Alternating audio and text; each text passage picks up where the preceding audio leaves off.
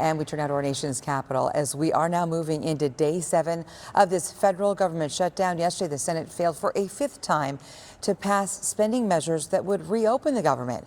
President Donald Trump is now calling on Democrats to get things moving again, posting on Truth Social, quote, "I am happy to work with Democrats on their failed health care policies or anything else, but first, they must allow our government to reopen."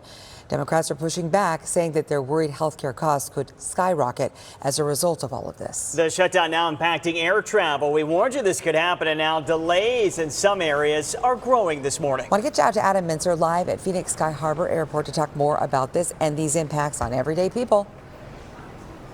Good morning, Kaylee and Nick. Yes, what's happening in Washington always has impacts around the country. When we're talking air traffic controllers, when we're talking FAA agents, FAA and TSA, I should say, these people are not getting paid during a government shutdown. So they will be getting their paychecks once the government reopens. As a result, we're seeing reports of people calling out sick all across the country. Thankfully, very thankfully, all is looking good and smooth here at Phoenix Sky Harbor. You can see that departure board, very nice blues all around. That means everything so far has been on time. I just checked a couple seconds ago, about 24 delays so far this morning, and that is really not that big of a deal. Pretty average, pretty typical. We're seeing some weather issues outside of O'Hare, and we always know that there's that trickle-down effect. And I want to show you guys the line here. TSA employees here, ready, lines looking good this morning. But this all happening, as I was saying, in the shadow of Washington, where it doesn't look like they've made any progress on getting the government back up and running. We have a negotiation going on right now with the Democrats that could lead to very good things. He's in charge. His party holds majorities across the government. So Americans naturally and correctly believe the burden is on him to fix this mess.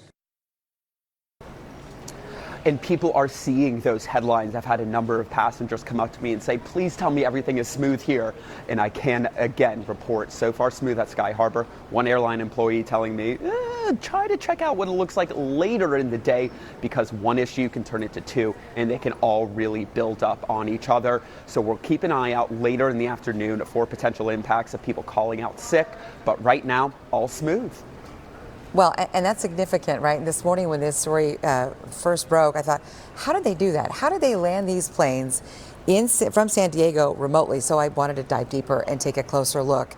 And here's what I've learned. With no air traffic controllers there in that Burbank tower, the planes, they were being landed remotely by a group, and it's called Southern California TRACON. They already do this for like a 90-mile radius around the Southern California area, because there are a lot of unmanned airports, right, in many neighborhoods and some municipalities. So that's what they did. They just put it in place, but they had to make sure that everything could go off correctly, and thank goodness it did. Yeah, we talked about that this morning. You looked that up overnight for us, Kaylee. Very fascinating piece of this puzzle this morning. Thank you.